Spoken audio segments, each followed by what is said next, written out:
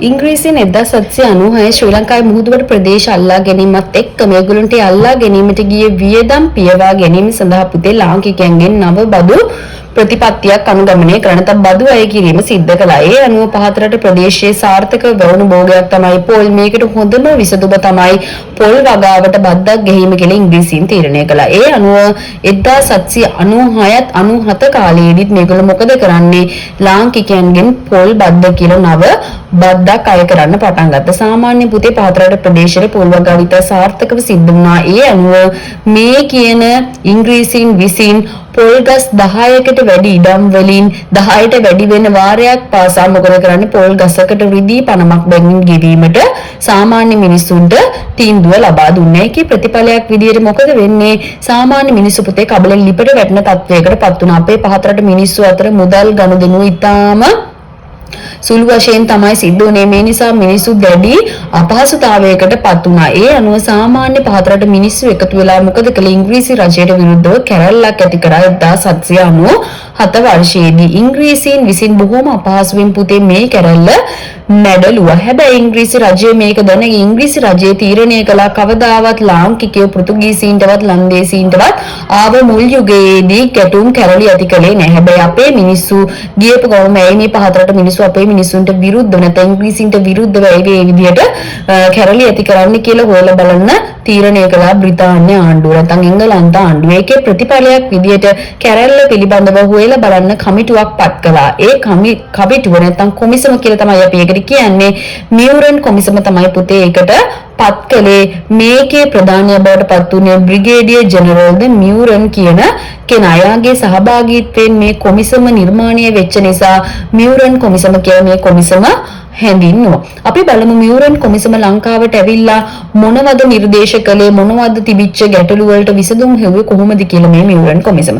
මියුරන් කොමිසම තීරණය කරන පුතේ ලංකාවට ඇවිල්ලා සාමාන්‍ය මිනිස්සුන්ගෙනුත් ඉංග්‍රීසියෙනුත් මේ කොමිසම ප්‍රශ්න මොනවද ඒවට විසඳුම් මොනවද කියලා හොයලා බලන්න ඒගොල්ලෝ ලංකාවට පැමිණියා. ඒකේ ප්‍රතිඵලයක් විදිහට මියුරන් කොමිසම තීරණය කරනවා බදු එකතු කිරීමට යොදා සිටින නිලධාරීන් පිරිස ආපහු ඒගොල්ලෝගේ රටට යවන්නේ. කියන්නේ ඉංග්‍රීසින් ස්වදේශිකයෝ ගන්න නැතුව මං කිව්වා ඉන්දියානු නිලධාරීන් පිරිසක් තමයි ලංකාවේ පරිපාලන කටයුතු වලට යොදාගත්තේ. හැබැයි මියුරන් කොමිසම තීරණය කළා මොකද්ද?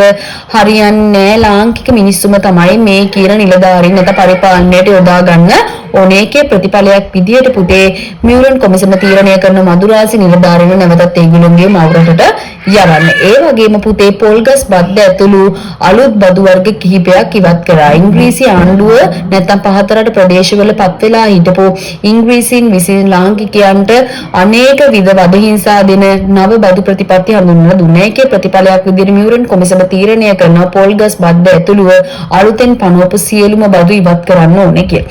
ඒ විතරක් නෙවෙයි ආදායම් එකතු කිරීම අධිකරණ කටයුතු වලට වෙනම නිලධාරීන් පිරිසක් පත් කරන්න ඕනේ. ඉංග්‍රීසි ආණ්ඩුව මුලින්ම ආදායම් එකතු කරන්නත් අධිකරණ කටයුතු වලටත් එක් පිරිසක් විතරයි බඳවුන් විතරයි. ඒ පිරිස මේ කියන ආදායම් එකතු කරන්නත් ඕන අධිකරණ කටයුතු කරන්නත් ඕන. එහෙම පුතේ කටයුතු කරන්න බෑ. මේ සඳහා කණ්ඩායම් දෙකක් පත් කරන්න ඕන කියලා මියුරන් කොමිසම නිර්දේශ කළා. ඒ අනුව පුතේ ආදායම් එකතු කරන්න එක් කොට්ටාශයකුත් අධිකරණ කටයුතු කරන්න තව කොට්ටාශයකුත් පත් කළා. ඒ වගේම ලන්දේසීන් විසින් උසාවි ක්‍රමයක් පහතරට ප්‍රදේශවල පවත්වගෙන ගියා. ඒ කියන උසාවි ක්‍රමය නැවත ස්ථාපිත කරන්න මියුරන් කොමිසම තීරණය කළා. මෙන්න මේ ක්‍රමය අනුව පුතේ මියුරන් කොමිසම ගෙනාපු තීරණ ලාංකිකයන්ට ඉතා වාසිදායක තත්වයක් බවට පත් වුණා. ඒ වගේම 1798 මුහුදුබඩ ප්‍රදේශවල වෙනස්කම් කිහිපයක් ඇති වුණා. ඒ තමයි පරිපාලනයට හා දේශපාලනයේ මෙහෙයවීමට බ්‍රිතාන්‍ය රජය විසින් පුතේ ආණ්ඩුකාරයෙක් පත් කරන්න ඕන කියලා තීරණය කරනවා. තමයි බ්‍රිතාන්‍ය රජය හිතනවා මෙහෙම හරියන්නේ මේ ප්‍රදේශය පාලනය කරන්න නම් බ්‍රිතාන්‍ය ආණ්ඩුකාරවරයෙක් පත් කරන්න ඕන. මොකද රජුගේ නියෝග ක්‍රියාත්මක කරන්නේ ආණ්ඩුකාරවරයා. ඒ නිසා බ්‍රිතාන්‍යයට බ්‍රිතාන්‍යන් ආණ්ඩුකාරවරයෙක් ලංකාවේ පහතරට ප්‍රදේශවලට පත් කළා. ඒ අනුව ලංකාවේ ප්‍රථම ඉංග්‍රීසි ආණ්ඩුකාරවරයා බවට පත් වුණේ ෆෙඩරික් නෝත් ආණ්ඩුකාරවරයා. මෙයාට කිව්වා ලංකාවේ මුහුදුබඩ ප්‍රදේශ පාලනය කරන්න කියලා. මෙයා ඇවිල්ලා පුතේ මොකද කරන්නේ? ඔන්න ලංකාවේ මුහුදුබඩ ප්‍රදේශ පාලනය කරන්න පටන් ගත්තා. හැබැයි පුතේ මෙයාට ඒක ගොඩාක් අභියෝගයක් බවට පත් වුණා මේ ෆෙඩරික් නෝත් ආණ්ඩුකාරවරයාට. ඒකට හේතුව තමයි මේ කියන ෆෙඩරික් නෝත් ආණ්ඩුකාරවරයාට වැඩ කරන්න සිද්ධ වෙන්නේ පෙරදිග ඉන්දිය වෙළඳ සමාගමේ නියෝජිතයෝ එක්ක. හැබැයි පෙරදිග ඉන්දිය වෙළඳ සමාගමේ නියෝජිතයෝ මේ කියන ෆෙඩරික් නෝත් ආණ්ඩුකාරවරයා එක්ක වැඩ කටයුතු කරන්න කැමති වුණේ නැහැ. ඒ නිසා ආණ්ඩුකාරවරයාට සහාය ලබා දෙන්න පෙරදිග ඉන්දිය වෙළඳ සමාගම කැමති වුණේ නැහැ. ඒ නිසා ආණ්ඩුකාරවරයා සහ පෙරදිග ඉන්දිය වෙළඳ සමාගම අතර නිතර දිවේලේ ගැටුම් ඇති වෙන්න පටන් ගත්තා. ආණ්ඩුකාරවරයා තීරණය කළා මෙහිම පහතරට ප්‍රදේශ පාලනය කරන්න බෑ කියන එක. ඒ අනුව එයා මව් රජයේ වෙච්ච බ්‍රිතාන්‍ය ආණ්ඩුවට දැනුම් දුන්නේ. ඒකේ ප්‍රතිඵලයක් විදියට බ්‍රිතාන්‍ය රජු තීරණය කළා පෙරදිග ඉන්දිය වෙළඳ සමාගම සහ මුලින්ම නිරපලා දාලා ආණ්ඩුකාරවරයා යටතේ පහතරට ප්‍රදේශ වල පරිපාලනය අරගෙන යන්නේ. ඒකේ ප්‍රතිඵලයක් විදිහට අපි කියනවා මුලින්ම මේ ද්විත්ව පාලන ක්‍රමයක් තමයි පැවතුනේ කියලා. ආණ්ඩුකාරවරයා හා වෙළඳ සමාගම කිය දෙකම ලංකාවේ පහතරට ප්‍රදේශ පාලනය කළා. හැබැයි පුතේ මේ ද්විත්ව පාලනය හරියන්නේ අපි දන්නවා රටක් පාලනය කරනත් එක් නායකයෙක් විතරයි ඉන්නවා. නායකයෝ දෙන්නෙක් හිටියොත් රටක් පාලනය කරන්න බෑ, ප්‍රදේශයක් පාලනය කරන්න බෑ. ඒ වගේ තමයි පහතරට ප්‍රදේශත් පුතේ ආණ්ඩුකාරවරයාට වගේම වෙළඳ සමාගම කියලා දෙකකට පාලනය කිරීම ගැටලු සහගත වෙනවා. ඒ නිසා ඉංග්‍රීසි ආණ්ඩුව තීරණය කරනවා මේ කියන ද්විත්ව පාලනය කියලා කියන්නේ ආණ්ඩුකාරවරයා බ්‍රිතාන්‍ය කිරීටයට වගවිය යුතු අතර වෙළඳ සමාගමේ උපදෙසුත් පිළිගන්න ඕන. ආණ්ඩුකාරවරයා තමයි මෙතනදී අතරමැදි වෙන්නේ. ආණ්ඩුකාරවරයා මව් රජය කියන දේත් අහන්න ඕන, වෙළඳ සමාගම කියන දේත් අහන්න ඕන. ඒකෙන් එයා ගොඩාක් ආතතියටපත් වුණා. පස්සේ තීරණය කරනවා බ්‍රිතාන්‍ය ආණ්ඩුව මොකද්ද 1802 දී මේ ද්විත්ව පාලනය අවසන් කරලා ආණ්ඩුකාරවරයා වෙත බලය ලබා දෙන්න ඕන කියලා. ඒ අනුව 1802 දී ශ්‍රී ලංකාවේ පහතරට ප්‍රදේශ බ්‍රිතාන්‍ය කිරීටයට යටත් වෙනවා.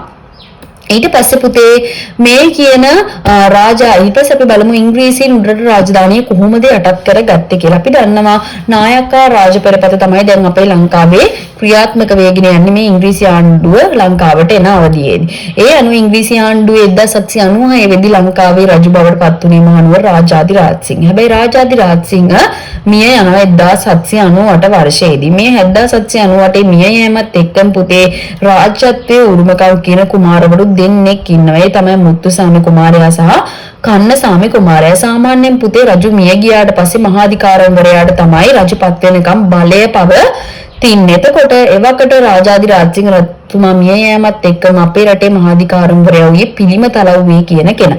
මේ පිළිම තලව්වේගේ සහයෝගය හම්බුනේ මුත්තුසාමි කුමාරයාගෙනුයි කන්නසාමි කුමාරයාගෙනුයි. කන්නසාමි කියන කුමාරයාට තමයි පිළිම තලව්වේ මහාධිකාරවරයා උදව් උපකාර කළේ. ඒ අනුව මේ කියන මහාධිකාරම් පිළිම තලව්වේගේ සහයෝගයෙන් කන්නසාමි කුමාරයා 1798 වර්ෂයේදී ශ්‍රී වික්‍රම රාජසිංහ නමින් ලංකාවේ අගරජු බවට පත් වෙනවා. ඒ වගේම රාජ්‍ය උරුමයක් තිබ්බ මුත්තුසාමිට ලාංකිකයෝ උදව් කරන්නේ නැති නිසා මුත්තුසාමි තමන්ගේ ජීවිත ආරක්ෂාව පතා ඉංග්‍රීසින් වෙත පැනලා යනවා. මේ අවධියේදී පුතේ ෆෙඩරික් නෝත් ඇතුළු ඉංග්‍රීසි නිලධාරීන් ශ්‍රී ලංකාවේ කඳුබරට රාජධානිය කෙරෙහි අවධානය යොමු කරගෙන තමයි හිටියේ. මුත්තුසාමි කුමාරයා මේ ඉංග්‍රීසින් වෙත පැනලා එමත් ඒගොල්ලන්ට ලොකු සහනයක් සහ වාසිදායක තත්ත්වයක් බවට පත් වුණා. ෆෙඩරික් නෝත් ආණ්ඩුකාරවරයා හිතුවා පහතරට ප්‍රදේශ පාලනය කරනකොට පුතේ උඩරටත් එක්ක ගනුදෙනු කරන්න සිද්ධ වෙනවා. ඒ නිසා රජතුමා මඳුරා ගැනීම තමන්ගේ යුතුයකමක් කියලා හිතුවා. ඒ අනුව ෆෙඩරික් නෝත් ආණ්ඩුකාරවරයා එයාගේ ළඟම හොඳම සෙන්පතියා වෙච්ච මැක්ඩෝවල් සෙනවියා 1800 මාර්තු මාසයේදී කන්ද උඩරටට දූත පිරිසක් එක්ක යවනවා. මේ දූත පිරිස නිකන් යන්නේ නැහැ පුතේ.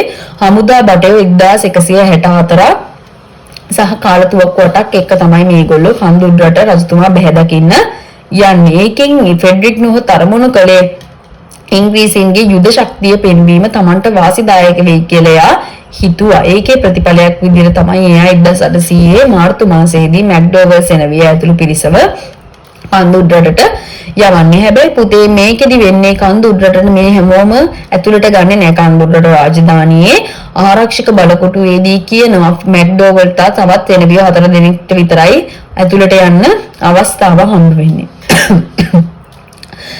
මේ මැක්ඩෝවල් සෙනවියා ඇතුළු පිරිස ඇතුළට ගියාට පස්සේ රජතුමත් එක්ක සුහදත්වයක් ඇති කරගන්න කටයුතු කරන්නේ. අවස්ථාවේදී මැක්ඩෝවල් සෙනවියා රජුට කොන්දේසි කිහිපයක් ඉදිරිපත් කරන හැබැයි රජු කිසිසේත්ම මේ මැක්ඩෝවල් සෙනවියාගේ කොන්දේසි පිළිගන්න කැමති වුණේ නැහැ. ඒ අනුව මේ කියන දූත ගමන අසාර්ථක වෙනවා ශ්‍රී වික්‍රම රාජසිංහ සහ මැක්ඩෝවල් සෙනවියාගේ. ඒ අනුව පුතේ මොකද වෙන්නේ? නැවතත් පහතරට ප්‍රදේශවලට මැක්ඩෝවල් සෙනවියා ඇතුළු අර යුද බටයෝ ටික පැමිණෙනවා. රජතුමා මේ කියන කොන්දේසි වලට එකගුණේ නැහැ කියලා මැක්ඩෝවල් සෙනවිය ඇවිල්ලා ෆෙඩරික් නොවත් ආණ්ඩුකාරවරයාට කියනවා. එයා ගොඩාක් දුක් වෙනවා. ඇයි මගේ මේ දේවල් පිළිගත්තේ නැත්තේ? මම බ්‍රිතාන්‍යයෙන් ඉඳලා ආපු ආණ්ඩුකාරවරයෙක්.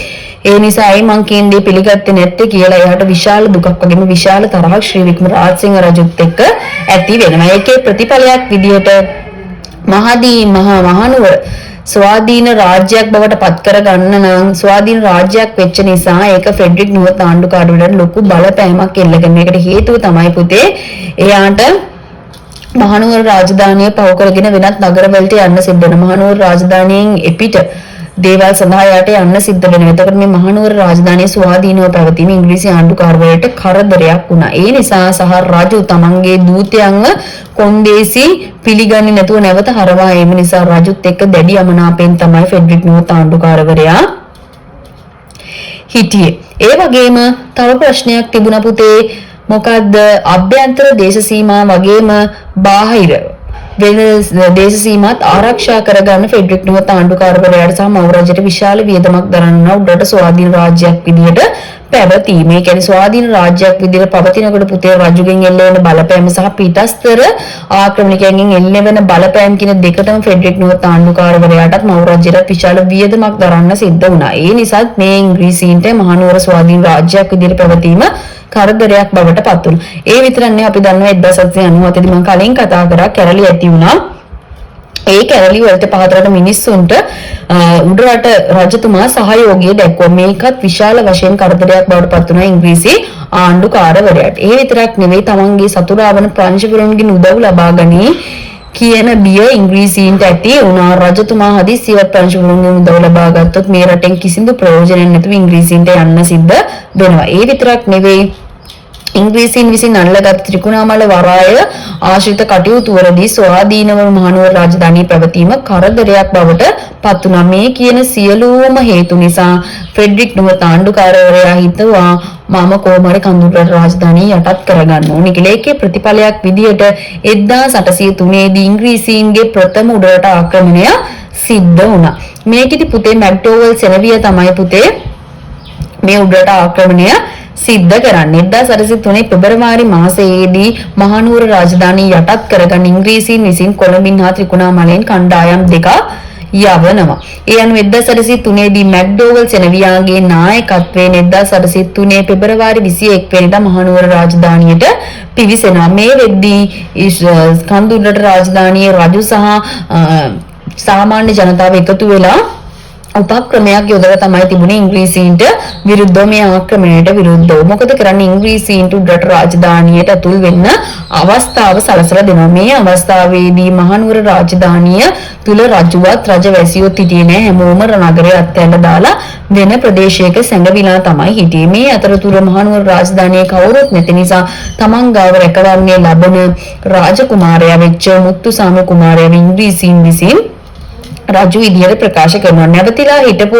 උඩරට වැසියෝ මේ කියන මුත්තුසාමි කුමාරයා රජු විදියට පිළිගන්න සූදානම් වෙලා හිටියේ නෑ. මේ අතරතුර ශ්‍රී වික්‍රම රාජසිංහ රජු සහ සිංහල සටන්කාමීන් එකතු වෙලා ඉංග්‍රීසීන්ට විරුද්ධව සටනට සූදානම් වෙමින් තමා හිටියේ. ඒ අනුව 1803 ඉංග්‍රීසීන්ගේ ප්‍රථම ආක්‍රමණය අසාර්ථක වෙනවා. ඒකට හේතුව තමයි ඉංග්‍රීසීන් මොකද කරන්නේ? මේ ආපු නගරය පිළිබඳව කිසිම සැලැස්මක් සහ නගරයේ වෙන දේවල් කිසිම දෙයක් ඉංග්‍රීසි ආණ්ඩුව දැනගෙන හිටියේ නැහැ. ඒ අනුව කල්යල් බලමින් හිටපු ශ්‍රී වික්‍රම රාජසිංහ සහ සිංහල සටන්කාමීන් විසින් වැසි සමය එළඹෙනකම් ඉංග්‍රීසීන්ට මහනුවර රාජධානිය තුල රැඳෙන්න අවස්ථාව ලබා දුන්නා. වැසි සමය ආරම්භ වීමත් එක්කම පුතේ මැලේරියා රෝගය කියන එක කඳුරට ප්‍රදේශයේ බහුල වශයෙන්ම ව්‍යාප්ත වෙන මේ වර්ෂාවත් එක්ක ඒ අනුව වැසි සමය ආරම්භ වීමත් එක්කම ඉංග්‍රීසීන්ගේ හමුදාවට මැලේරියා රෝගය ව්‍යාප්ත වෙන්න පටන් ගත්තා. ඔන්න සටන අසාර්ථක වෙන්න පළවෙනිම හේතුව මැලේරියා රෝගයත් වර්ෂා කාලය ඇතිවීමත් එක්කම තමයි මැලේරියා රෝගයේ ශීඝ්‍රව ව්‍යාප්ත වෙලා ඉංග්‍රීසි සොල්දාදුවන්ට මැලේරියා රෝගය හැදුණා. දෙවෙනි එක තමයි පහත රට සිට උඩ රටට සැපයුම් මාර්ග වෙන එන්නේ පහත රටින් ඉඳලා උඩ රටට එන ප්‍රධාන මුර කපළු ටික වහලා දැම්මා සිංහල මිනිස්සු විසින්. නැත්නම් සිංහල බටයෝ විසින්. මොකද කරන්නේ ඉංග්‍රීසීන්ට මානුවරින් කවුරුත් කෑම බීම දුන්නේ නැහැ. මොකද ඉංග්‍රීසි ජාතියට කැමැත්තක් තිබුණේ නැහැ. ඒ හින්දා පහතරට ප්‍රදේශ වලින් තමයි උඩරටට ඉංග්‍රීසීන්ට අවශ්‍ය වෙන ආහාර පාන බෙහෙත් තේ තවි ආයුධ ඒවා ඔක්කොම ඉන්නේ. හැබැයි මොකද කරන්නේ සිංහල මුර බටයෝ පස්සේ මොකද කරන්නේ හිමීට මේ උඩරටට පිවිසෙන සියලුම මාර්ග අවහිර කරලා ඉංග්‍රීසීන්ට එන්න අවස්ථාව ලබා දුන්නේ නෑ. ඒ විතරක් නෙවෙයි කොළඹ සමග පණවිඩු හෝමාවලත් ඉංග්‍රීසීන්ට දුෂ්කර වුණා. මොකද ඒ කල්ලි sannivedana තරම් දියුණු වෙලා තිබුණේ නැහැ.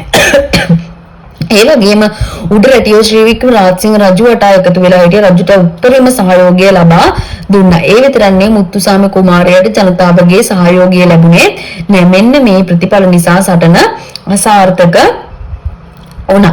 ඒ වගේම පුතේ තව දෙයක් සිද්ධ වුණා. ඒක තමයි ඉංග්‍රීසීන්ගේ ප්‍රථම ආක්‍රමණය අසාර්ථක වෙන්න මූලිකම හේතුව බවට පත් වෙන්නේ ෆෙඩරික් නෝත් ආණ්ඩුකාරවරයාගේ නිවැරදි අවබෝධයක් නොමැතිකම. කිසිම අවබෝධයකින් තොරව ආව කේන්තියට සහ දුරදිග බලන්නේ නැති නිසා මේ සටන අසාර්ථක කරගත්ත. හොඳට සත්‍ය සංවිධානය කරගත්තේ නැහැ. මේ වගේම පුතේ ඒගොල්ලෝ උපායශීලී ප්‍රතිපත්ති අනුගමනය කළේ නැහැ. සිංහල මිනිස්සු හොඳට උපායශීලී ප්‍රතිපත්ති අනුගමනය කරපු නිසා ඒගොල්ලන්ට කඳුරට රාජධානිය 1803 දී බේරගන්න හැකියාව ලැබුණා. ඒ අනුව පුතේ 1815 උඩරට ආක්‍රමණය සිද්ධ වෙන්න කලින් ඇතිවෙච්ච ප්‍රථම ඉංග්‍රීසි ආක්‍රමණය තමයි උඩරට 1803 කියලා අපි කියන්නේ.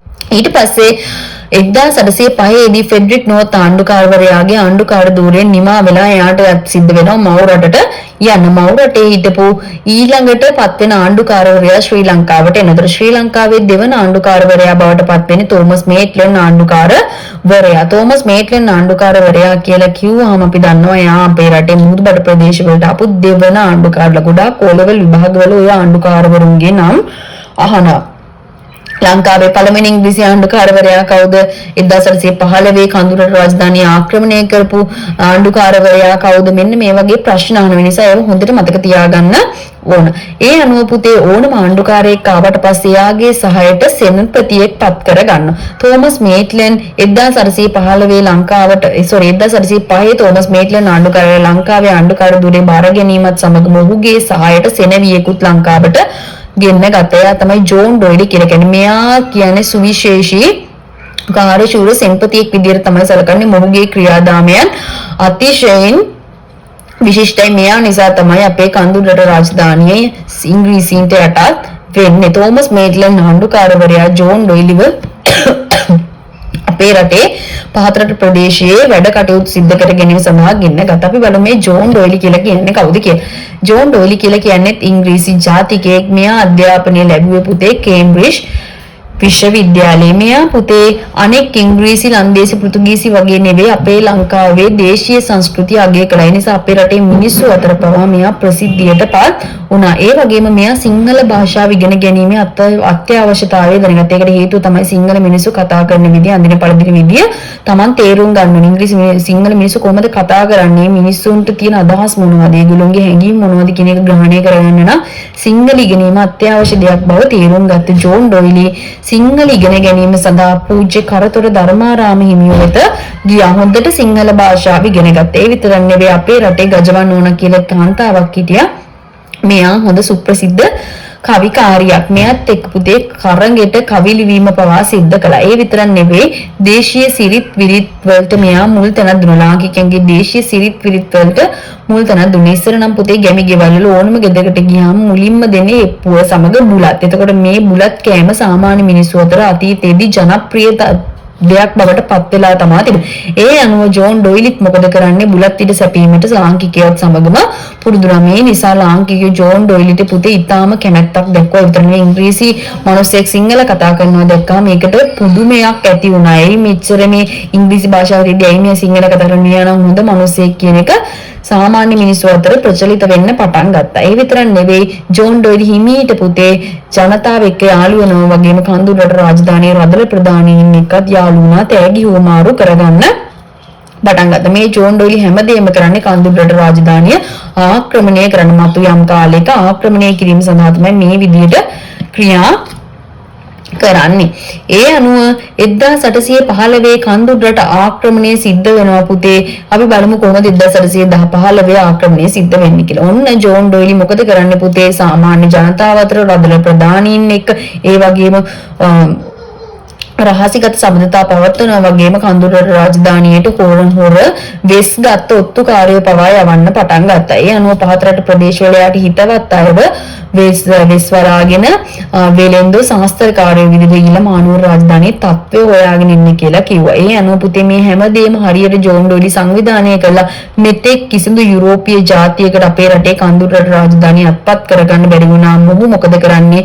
කඳුරට රාජධානිය අත්පත් කරගන්න කටයුතු කළා. පස්සේ පුතේ තෝමස් මේට්ලන් ආණ්ඩුකාරවරයාට අපේ රටේ ආණ්ඩුකාර ධූරයෙන් යන්න සිද්ධ වෙනවා. පස්සේ කාලෙක අපේ රටේ තුන්වෙනි ඉංග්‍රීසි ආණ්ඩුකාරවරයා බවට පත් වුණේ රොබර්ට් බවුන්ඩ්‍රිගේ කාලයේදී තමයි ජෝන් ඩොයිලිත් රොබර්ට් බවුන්ඩ්‍රිගු එකතු වෙලා 1815 දී අපේ රටේ කඳුරට රාජධානිය අයිති කරගන්න. අපි බලමු කොහොමද පුතේ ඉංග්‍රීසීන්ගේ උපායශීලීත්වය පමණක් නොවේ අපේ රටේ මිනිස්සුන්ගේ සහ රජතුමාගේ තිබිච්ච දුර්වලකමුත් ඉංග්‍රීසීන්ට කඳුරට රාජධානිය පහසුවෙන් අල්ලා ගන්න හැකියාව ලැබුණා. අපි බලමු කොහොමද ඒක සිද්ධ වුනේ කියලා. ඒතර උඩරට රාජධානිය 1803 දී සාමාන්‍ය ජනතාව මහනුවර සාමාන්‍ය ජනතාව සහ රජුත් එක්ක හොඳ සම්බන්ධතාවයක් පැවතුණා. හැබැයි පස්සේ කාලෙක පුතේ රජුගේ නොමනා ක්‍රියාකාරකම් නිසා රජු සහ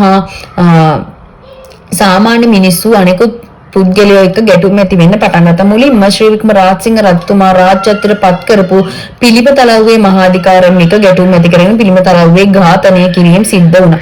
ඒ විතර නෙවෙයි ශ්‍රී වික්‍රම රාජසිංහ රජු හා රදළ ප්‍රධානීන් අතර මතභේද ඇති වුණා. ශ්‍රී වික්‍රම රාජසිංහ රජු හා භික්ෂූන් අතර මතභේද ඇති වුණා. ශ්‍රී වික්‍රම රාජසිංහ රජු හා රටවැසියෝ එක්ක මතභේද ඇති වුණා. ඒ විතර නෙවෙයි ශ්‍රී වික්‍රම රාජසිංහ රජතුමා සබරගමුවට යවුව තමන්ගේ අනෙකුත් මහාධිකාරම්වරයා චැහැලේ පොළත් එක්ක මතභේද ඇති කර ගත්තා. මේවේ ප්‍රතිඵලයක් විදියට ඉංග්‍රීසීන්ට හැමදේම අපේ රට අල්ලගන්න පහසුවක් බවට පත් වුණා.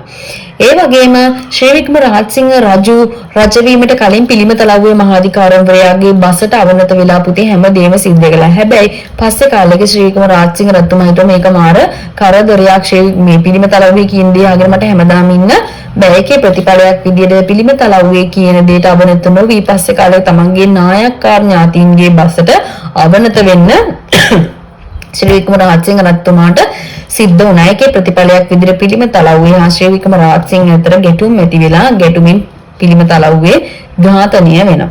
ඊට පස්සේ අපේ රටේ මහාධිකාරම් ධූරයට පත් වෙන්නේ ඇහැලේ පොළ.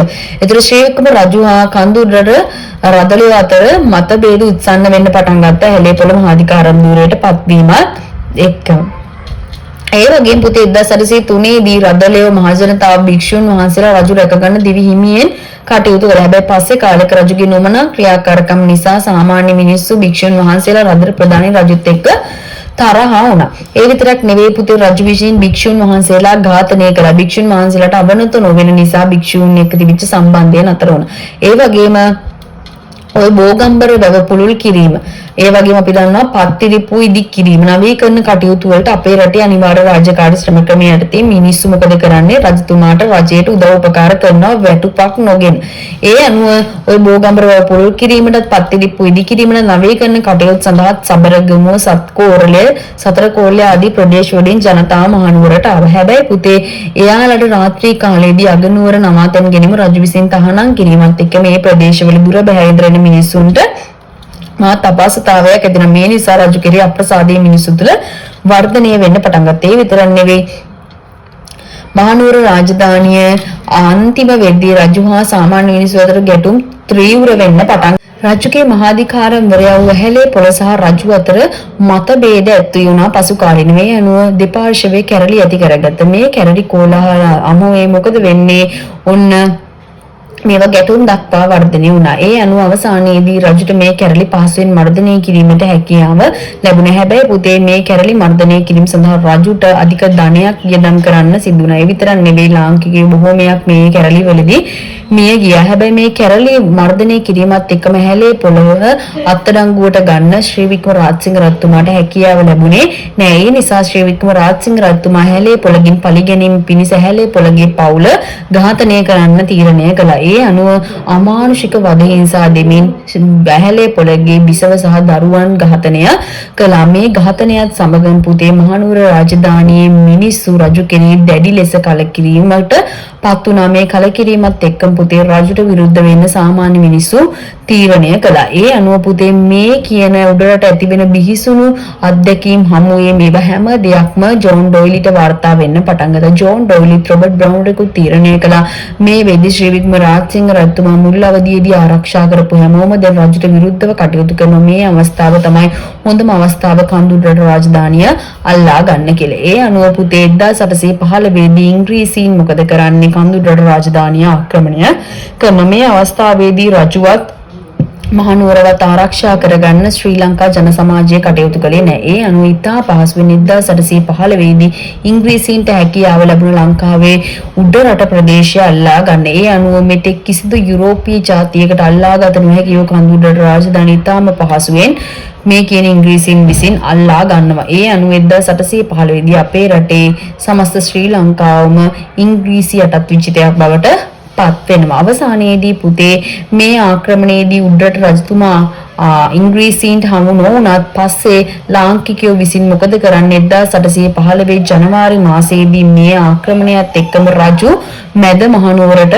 පැනලා යනවා තමන්ගේ බිසෝවරුත් එක්ක. ඒ අනුව 1815 පෙබරවාරි 18 වෙනිදා උඩරටියෝ රජු සහ බිරිඳ වල්ලලා දෙනවා ඉංග්‍රීසීන් වෙත. ඒ අනුව පුතේ මොකද වෙන්නේ?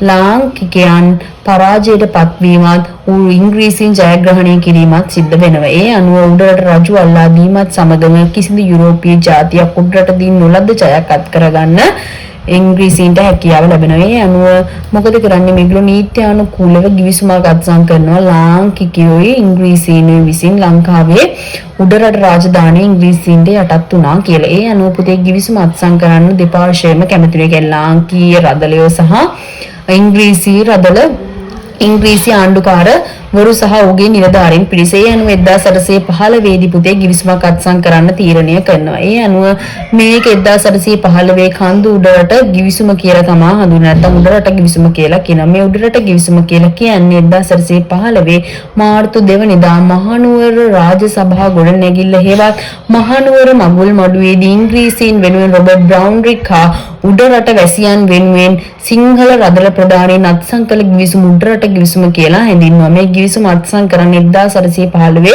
මාර්තු 2 වෙනිදා. මේ අනුව පුතේ මෙච්චර කාලයක් ශ්‍රී ලංකාවේ සිංහල කොඩිය එසවිලා තිබුණා. මේ කොඩිය මේ ගිවිසුම අත්සන් කරන්න මිනිත්තු කිහිපයකට කලින් ඉංග්‍රීසීන් විසින් පහත දාලා තමන්ගේ ඉංග්‍රීසි ධජය එසවීම සිද්ධ කළා. ඒ අවස්ථාවේදී වාරියපොළ ශ්‍රී සුමංගල හාමුදුරුවෝ ඉදිරියට ඇවිල්ලා ඉංග්‍රීසි කොඩිය පහත හෙලලා බිම දාලා සිංහල කොඩිය එසෙව්වා කියලා සඳහන් වෙනවා. එච්චරට වීරකම් කරපු භික්ෂුන් වහන්සේලා අපේ රට තුළ ඉඳලා තියෙන ඉංග්‍රීසි ආණ්ඩුවට නොබියව කටයුතු කරපු. හැබැයි ඇතැම් වාර්තාවල සඳහන් වෙනවා පුතේ ඉංග්‍රීසි ආණ්ඩුකාරවරයා මේ කියන මාර්තු 2 වෙනිදා අත්සන් කළේ නැහැ. මාර්තු 10 වෙනිදා තමයි අත්සන් කළේ කියලා. ඒ වගේම ඇතැම් රදළ ප්‍රධානීන්වත් මාර්තු 10 වෙනිදා අත්සන් කළා කියලා කියනවා. කොහොම වුණත් උඩරට රාජධානිය බ්‍රිතාන්‍යයන්ට යටත් උච්ච බව නිල වශයෙන් සනාථ කරන එකක් තමයි උඩරට ගිවිසුම කියලා කියන්නේ. මේ ගිවිසුම වගන්ති 12කින් සමාන විතයි. පළවන දෙවන තුන්වෙනි එකෙන් කියන්නේ පළමුවන දෙවන තුන්වන වගන්ති වලින් කියන්නේ ශ්‍රී වික්‍රම රාජසිංහ රජුටත් ඔහුගේ බිසෝවරුන්ටවත් ඔහුගේ ඥාතීන්ටවත් නැවතත් කඳුරට රාජධානියේ අයිතිවාසිකම් තිබුණා නම් ඒ සියලුම දේවල් අහෝසි කියලා කියනවා. ඒ වගේම හතරවෙනි වගන්තියෙන් කියනවා උඩරට රාජධානී ඉංග්‍රීසීන්ට යටත් වූ බව ප්‍රකාශ කරත් උඩරට සම්ප්‍රදායට නිලධාරීන්ට නාද ඒගොල්ලෝගේ රුචි අරුචිකම් වලට කිසිම දෙයක් නැති කරන්නේ නැහැ. සාමාන්‍ය මිනිසුන්ගේ අයිතිවාසිකම රදළ ප්‍රධානීන්ගේ වරප්‍රසාදත් ඒ ඇරිම තියනවා කියලා හතරවෙනි වගන්තියෙන් කියනවා. පස්වෙනි වගන්තියෙන් කියන්නේ ලංකාවේ ප්‍රධාන ආගම තමයි බුද්ධ ආගම කියලා කියන්නේ. බුද්ධ ශාසනයත් මෙතෙක් කල් තිබිච්ච දේවාලගම නොකඩවා ආරක්ෂා කරන භික්ෂුන් වහන්සේලාට අවනත වෙනවා කියලා මේ පස්වෙනි වගන්තියෙන් කියනවා. 6 ඉඳලා 12 වෙනි වගන්තිය වෙනකන් තියෙන්නේ උඩරට රාජධානිය අධිකරණ කටයුතු පවත්වාගෙන යන්නේ කොහොමද කියලා. ඒ අනුව සිංහල රදර ප්‍රධානීනුත් ඉංග්‍රීසි ආණ්ඩුකාරවරු ඇතුළු ඉංග්‍රීසි නිලධාරීනුත් මේක අත්සන් කිරීමත් එක්කම වසර 2000කට අධික කාලයක් පැවතිච්ච ස්වාධීන මහනුවර රාජධානී ඉංග්‍රීසීන්ගේ යටපිටිතයක් බවට පත් වෙනවා. පසු කාලයේ මහනුවර රාජධානියේ පාලන කටයුතු මෙහෙයුවේ ජෝන් ඩොයිලි කියන සෙන්පතියා. මෙයා තමයි පුතේ මේ කියන මුළු සමස්ත මහනුවරම පාලනය කළේ මේ කියන ආණ්ඩු රොබර්ට් බ්‍රවුන්රික් ආණ්ඩුකාරවරයාත් එක්ක. හැබැයි පුතේ කාලයක් යද්දි මොකද වෙන්නේ අපේ මිනිස්සුන්ට තේරෙනවා මේ කලේ විශාල මෝඩකමක් අපේ රට පාවලා දුන්න විදේශීය ජාතියකට අපි කරේ ලොකු මෝඩකමක් මේ අත්සන් කරපු විදිහට කවදාවත් මේගොල්ලෝ අපේ රට පාලනය කළේ නෑ කියලා මේගොල්ලන්ට කෙටි කාලෙකින් අපේ රටේ මිනිස්සුන්ට තේරෙන්න පටන් ගත්තා. ඒ අනුව පුතේ මොකද වෙන්නේ අපේ රට තුල ඉංග්‍රීසීන්ට විරුද්ධව සිංහල කැරලි දෙකක් ඇති වෙනවා. ප්‍රධාන කැරලි දෙකක් 1818 සහ 1848 දී ලංකාවේ නිදහස ලබා ගැනීම සඳහා තම උඩරට ඒකට අපි ලස්සන වචනයක් කියනවා උඩරටියන්ට අහිමි වෙච්ච නිදහස දිනා ගැනීම සඳහා තමයි මේ කැරලි දෙක ඇති වෙන්නේ 1818ත් 1848ත්. මොකද පහතරට මිනිස්සුන්ට පුතේ නිදහසක් කියන එකක් ගැන තිබුණේ නෑ. ඒගොල්ලෝ හැමදාම පෘතුගීසීන්ට රන්දේසීන්ට යටත් වෙලා තමයි හිටි ඉංග්‍රීසීන්ට. ඒ නිසා ඒගොල්ලන්ට ඒකේ අමාරුකමක් තේරුන්නේ නැහැ. හැබැයි අවුරුදු 2000ක් අකණ්ඩව ස්වාධීනව මහනුවර රාජධානියේ හිටපු මිනිස්සුන්ට මේක හරිම අමාරුයි දරා ගන්න. ඒ නිසා තමයි මේගොල්ලෝ කැරලි ඇති කරන්න පටන් ගත්තේ ඉංග්‍රීසි රජයට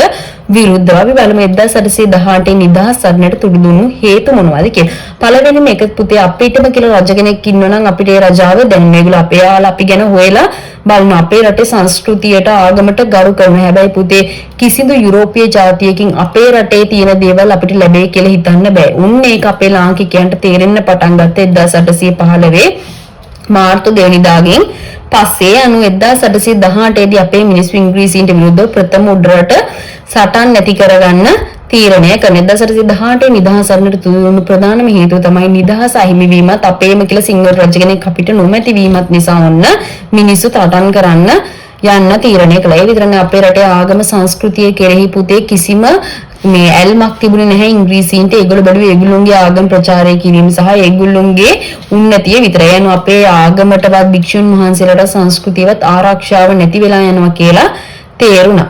ඒ වගේම පුතේ උඩරට ප්‍රභූ පන්තියට පහරන උඩරට මිනි ප්‍රභූ පන්තියට නැත්නම් රදල පන්තිය ඒගොල්ලන්ට දෙනවා කියපු වරප්‍රසාද එකක්වත් ඉංග්‍රීසි රජය විසින් ලබා දුන්නේ නැහැ. මේ නිසා පුතේ රදල වරු ඉංග්‍රීසි විරුද්ධව කටයුතු කරන්න තීරණය කළා. ඒ වගේම මේ කියන 1818 නිදහස් සටනට තුඩු දුන්න ආසන්නතම විභාගෙදී අහන්න පුළුවන් ආසන්නතම හේතුව මොකද්ද? මේ කියන 1818 නිදහස් සටන ඇති වෙන ලාංකිකව සටන ඇති කරන්න හේතුව මොකද්ද? අතුරු හේතු අමතර හේතු තමයි නිදහස් අහිමි වීම ආගම හා සංස්කෘතිය ආරක්ෂා උඩරට පන්තියට පාරවැති. ආසන්නතම හේතුව වෙන්නේ පුතේ 1818 නිදහස් සටනට ආසන්නතම හේතු උනේ උඩරට ප්‍රවාහන කටයුතු බාරව ඈත අතීතයේ ඉඳලා මඩිගේ මොහන්දිරම් තනතුර කියලා එකක් තිබුණා. මේ කියන ප්‍රවාහන බාර කටයුතු හිටපු මඩියේ මොහන්දිරම් කියන පුද්ගලයා නිතරම පත්ුනේ සිංහල නිලධාරියෙකුට. හේතුව තමයි පුතේ ඌව වෙල්ලස්ස ප්‍රදේශයේ හිටිය බහුතරයක් සිංහල මිනිස්සු. හැබැයි ඉංග්‍රීසීන් ආවට පස්සේ මේ උඩරට ප්‍රවාහන කටයුතු බාර වුණු මඩිගේ මොහන්දිරම් තනතුරට හජ්ජි මරික්කා කියන මුස්ලිම් ජාතිකයා පත් කිරීමත් එක්ක පුතේ සිංහල මිනිස්සු දැඩි ලෙස කෝප වුණා. ඒකේ ප්‍රතිඵලයක් විදිහට මොකද වෙන්නේ? ඉංග්‍රීසීන්ට විරුද්ධ ප්‍රථම උඩරට ආක්‍රමණය එල්ල වුණා. අපි බලමු කොහොමද 1818 සටනේ ස්වභාවය කියලා. අපි දන්නවා පුතේ සටනක් කරන්න නම් නායකයෙක් ඉන්නවනේ. මේ කාලයේදී උඩරට ප්‍රදේශවල සිංහාසන රුමකම් කියන දොරේ සාමි කියන නැමැත්තෙක් පිළිබඳව පුතේ මොකද වෙන්නේ? ප්‍රචාරයක් යන්න පටන් ගත්තා. ඒ අනුව පුතේ මේ කියන දොරේ සාමිට ඒ ප්‍රදේශයේ හිටපු රදල ප්‍රධානීන් උදව් කරන්න පටන් ගත්තා. ඒකට හේතුව තමයි රදල ප්‍රධානීන් ඉංග්‍රීසීන්ට විරුද්ධව දැන් කටයුතු කරනවා. ඒ අනුව කොහොකුඹුරේ රටේ රාළවැනි ප්‍රභූවරු මේ දොරේ සාමිට සටන කරගෙන යාම සඳහා උදව් උපකාර කරා සංවිධානය වෙන්න පටන් ගත්තා. මේක දැනගත්තා මෙහෙම සිංහල මිනිස්සු සටනක් සංවිධානය කරනවා කියලා ඒ ප්‍රදේශයේ ඉන්න බදුල්ලේ ඒජන්තවරයාට දැනගන්න ලැබෙනවා. එයා තමයි ඩග්ලස් විල්සන් කියන ඩග්ලස් විල්සන් හිතනවා මේ සටන දැම්ම මර්ධනය කරන්න ඕනේ. එහෙම නැත්නම් විශාල අමාරුවක වැටෙනවා කියලා. ඒ අනුව දොරේ සාමිව අත්අඩංගුවට ගන්න විල්සන් හජ්ජි මොහන්දිරම් කියන පුද්ගලයෙක් යවනවා. මේ පුද්ගලයාව සිංහල සටන්කාමීන් විසින් ඝාතනය කරනවා. අවසානයේදී ඩග්ලස් විල්සන් තීරණය කරනවා මේ අවවල හරියන්නේ නැහැ. මම්ම ගිහිල්ලා මේක මර්ධනය කරනවා. ලේකේ ප්‍රතිඵලයක් විදිහට මෙයත් සිංහල සටන්කරුවන් අතින් මිය යනවා. කවුද මෙයා කියන්නේ? බදුල්ල ඒජන්තවරයා වෙච්ච ඩග්ලස් විල්සන්. අවසානයේදී ඉංග්‍රීසියෙන් තේරුම් ගන්නවා ඉංග්‍රීසීන්ට පක්ෂපාතී වන හැමෝම සිංහල සටන්කාමීන් අතින් මිය යනවා. ඒ නිසා මේකට යවන්න ඕන සිංහලම නායකයෙක්. ඒ අනුව පුතේ මේ කාලේදී ඌව දිසාව බාරව හිටියේ කැප්පෙටිපොළ නිලමේතුමා. මෙයාව යවන්නේ ඉංග්‍රීසියෙන් තීරණය කරනවා. ඒ අනුව පුතේ කැප්පෙටිපොළ නිලමේතුමා හමුදා නිලධාරීන් එක්ක ඌව වෙල්ලස්ස ප්‍රදේශයට ගිහිල්ලා මේ කියන සටන්කාමීන්ව හම්බ වෙනවා. හම්බුනාට පස්සේ සිංහල සටන්කාමීන් කැප්පෙටිපොළට තේරුම් කළ දෙනවා මේක අපේ රටවලට අපේ රට ගැන අගයක් නැද්ද? ඇයියෝ මේ ඉංග්‍රීසින්ට පක්ෂපාතීව කටයුතු කරන්නේ කියලා. ඒ අනුව පුතේ මොකද කරන්නේ? කැප්පෙටිපොළ තේරුම් ගන්න ඇත්ත තමයි අපිට නිදහස නැතුව ඉංග්‍රීසින්ට සේවය කරා කියලා වැඩක් නැහැ. ඒ අනුව කැප්පෙටිපොළ සටනේ නායකත්වය දෙන්න සිංහල සටන්කරුවන් පැත්තට යනවා. ඉංග්‍රීසි හමුදාව නැවතත් හරවලා යවනවා. ඒකේ ප්‍රතිඵලයක් විදිහට කැප්පෙටිපොළ අනෙකුත් රදලයන් එක්ක එකතු වෙනවා. හැබැයි පුතේ මේ 1818 නිදහස් සටනට දෙන්නෙක් එකතු වෙන්නේ නැහැ. රදලියෝ ඒ තමයි එක්නෙලිගොඩ සහ මොල්ලිගොඩ. මොකද මේගොල්ලෝ ඉස්සර කාලේ ඉඳලම ශ්‍රීක රාජසිංහ රජුගේ රාජ සභාවේ ඉඳලා මේ කියන්නේ මොල්ලිගොඩ සහ එක්නෙලිගොඩ කියලා කියන්නේ සිංහල මිනිසුන්ට පක්ෂපාතී රදලියෝ නෙමෙයි. ඒගොල්ලෝ ඉංග්‍රීසි ආණ්ඩුවේ වාසි ලබා ගන්න බලන් හිටපු රදලියෝ දෙන්නෙක්. ඒ නිසා පුතේ කැප්පෙටිපොළ සහ අනිකුත් රදලියෝ හැමෝම සිංහල සටන්කාමීන්ට එකතු වුණත් මොල්ලිගොඩයි එක්නෙලිගොඩයි රදලියන්ට එකතු වුණේ නැහැ. ඒගොල්ලෝ ඉංග්‍රීසි ආණ්ඩුවේ පක්ෂව තමයි කටයුතු කළේ. ඒ අනුව පුතේ මොකද කරන්නේ? මේ සටන ක්‍රියාත්මක වෙන්න ඕන පටන් ගත්තා. ඒ අනුව ඉංග්‍රීසියෙන් හිතුවා මේක දැන් එන්න තීව්‍ර වෙනවා වැඩි. මේ 1818 සිංහලයෝ අපිට විරුද්ධ ඉංග්‍රීසින්ට විරුද්ධව කරන කැරල්ල ඉතා ඉක්මනින් ව්‍යාප්ත වෙනවා සහ තීව්‍ර වෙනවා. ඒකේ ප්‍රතිඵලයක් විදිහට ඉංග්‍රීසියෙන් 1818 පෙබරවාරි මාසයේදී යුද නීතිය ක්‍රියාත්මක කරන්න තීරණය කරනවා. ඒකේ ප්‍රතිඵලයක් විදිහට මොකද වෙන්නේ පුතේ? යුද නීතිය යටතේ බිම්පාලු ප්‍රතිපත්තිය කියලා එකක් හඳුන්ලා දෙනවා. මොකද්ද මේ බිම්පාලු ප්‍රතිපත්තිය කියන්නේ? ගම් ගිනි තැබීම. බිම්පාලු ප්‍රතිපත්තිය කියලා කියන්නේ ගම් ගිනි තබන සාමාන්‍ය මිනිසුන්ගේ ජනාවාස ගිනි තබන මිනිසුන්ගේ සම්පත් දේපල ඔක්කොම විනාශ කරන විතරක් නෙවෙයි සටන්කාමීන්වත් සිංහල සටන්කාමීන්ව අත්අඩංගුවට ගැනීම සිද්ධ කරනවා. මේ අනුව පුතේ මොකද වෙන්නේ? මිනිස්සු සිංහල මිනිස්සු සටන් වලට අනේක නතර කරනවා. අපේ ගෙදර කට්ටිය නම් අපි කියන යන්න එපා මෙහෙමයි ඉංග්‍රීසියෙන් අපේ ගම් කිනි තියෙනවා ඊට පස්සේ අපේ දේපල වලට හානි කරන අත්අඩංගුවට ගන්නවා. ඒ හින්දා ගෙදර මිනිස්සුන්ට අපි යන්න දෙන්නෙත් නැහැ. ඒ වගේ මොකද කරන්නේ? සිංහල ওই සටනට යන මිනිස්සුන්ව ගෙවල් වලින් නතර කරගත්ත. ඒකට හේතුව තමයි ඉංග්‍රීසින්ගේ කරදර වලට ලක් වෙන්නේ නැත්තම් සිද්ධ වුණා. මේකේ ප්‍රතිඵලයක් විදිහට මේ කියන අත්අඩංගු වලට ගැනීමේදී සිංහල නායකයෝ අත්අඩංගුවට පත් වුණා. මේ අනුව 1818 දී අත්අඩංගුවට පත්වෙච්ච සිංහල නායකයෝ තමයි කොබ්බෑ කඩුව, ගලගෙදර මොහොට්ටාල, කතරගම බස්නායක නිලමේ, බූටෑවේ රටේරාල හා හැලේපොළ අධිකාරම් කියලා කියන්නේ. මේ අතරතුර පුතේ සතනේ නායකයා වෙච්ච දොරේ සාමිට රාජ්‍ය උරුමයක් නැහැ කියලා ඉංග්‍රීසීන් විසින් හොයාගන්නවා. විජයාජ පුද්ගලෙක් ව්‍යාජ කුමාරයෙක්. මේ නිසා පුතේ 1818 කරල්ලට එකතු වෙච්ච සිංහල මිනිස්සු මේකෙන් මොකද වෙන්නේ? අධෛර්යයටපත් වෙනවා, අසතුටටපත් වෙනවා. මේකේ ප්‍රතිඵලයක් විදිහට සටනේ එන්න අසාර්ථක වෙනවා. ඒ අනුව පුතේ සටනේ ප්‍රධාන ප්‍රමුඛ පෙළේ හිටපු නායකයා වෙච්ච කැප්පෙටිපොළත් මඩුගල්ලේත් මොකද වෙන්නේ? 1818 අගෝස්තු මාසයේදී ඉංග්‍රීසීන්ගේ අත්අඩංගුවට පත් වෙනවා. මේ අනුව පුතේ මේ දෙන්නා යුද අධිකරණයට ඉදිරිපත් කරලා දෙන්නටම මරණ දඬනීය නියම වෙනවා. ඒ අනුව 1818 නොවැම්බර් 26 වෙනිදා ඉංග්‍රීසීන් විසින් කැප්පෙටිපොළව සහ මඩුගල්ලේ කියන දෙන්නම හිස ගසා ඝාතනය කිරීමත් එක්කම 1818 නිදහස් සටන ඉවර වෙනවා. අපි බලමු 1818 නිදහස් සටන අසාර්ථක වීමට හේතු මොනවද කියලා. එකක් තමයි ඉංග්‍රීසීන් ඔය යුද ප්‍රතිපත්තිය හරහා බිම්පාලු ප්‍රතිපත්තිය අරගෙන බිම්පාලු ප්‍රතිපත්ති ක්‍රියාත්මකට නැංවීමත් එක්කම ඔන්න මේ සටන අසාර්ථක වෙන ඉංග්‍රීසීන්ගේ දැඩි මර්ධනකාරී ප්‍රතිපත්ති නිසා. ඒ විතරක් නෙවෙයි පුතේ ඉංග්‍රීසීන්ට වගේ සිංහල මිනිසුන්ට හොඳ අභියායුධ තිබුණේ නැහැ. සම්පත් අඩුවෙන් තිබුණේ. ඒ නිසා මේ සටන අසාර්ථක නැහැ. ඒ විතරක් නෙවෙයි සටන මනා ලෙස පස්සේ කාලෙක සංවිධානය වුණේ නැහැ. අසංවිධ වෙන්න පටන් ගත්තා. ඒ විතරක් නෙවෙයි දොරේ සාමි කියන කෙනා ව්‍යාජ පුද්ගලයෙක් බවත් හෙළි වුණා. ඒ වගේම රොබර්ට් බ්‍රවුන්රි කාණ්ඩුකාරවරයා පුතේ මේ කියන සටන මර්ධනය කළාට පස්සේ 1818 නොවැම්බර් 21 වෙනිදා විශේෂ ප්‍රකාශයක් කළා. මෙයා කිව්වා මෙහෙම හරියන්නේ නැහැ. උඩට මිනිස්සු අපිට මේ විදිහට කැරලි බලපෑම් මෙල්ල කරොත් අපිට මේ රට පාලනය කරන්න බෑ. ඒ නිසා උඩරට රදළ ප්‍රධානීන් එක්කත් සාමාන්‍ය මිනිසුන් එක්කත් තිබිච්ච සියලුම සම්බන්ධතා නතර කරලා ඉංග්‍රීසි ආණ්ඩුව විසින් Tamanටම කියලා ගිවිසුමක් නිර්මාණය කරගෙන මේගොල්ලෝ 1818 නොවැම්බර් ප්‍රකාශයේ විදිහට මේක හැඳින්නුවා. ඒ අනුව ඉංග්‍රීසීන් විසින් බලය පිහිටුවීම සිද්ධ කරා. යනු 1818 නොවැම්බර් මාසයේදී ඉංග්‍රීසීන් විසින් බලය අපේ රටේ සම්පූර්ණයෙන්ම පිහිටුව 1818 නොවැම්බර් විශේෂ ප්‍රකාශය හරහා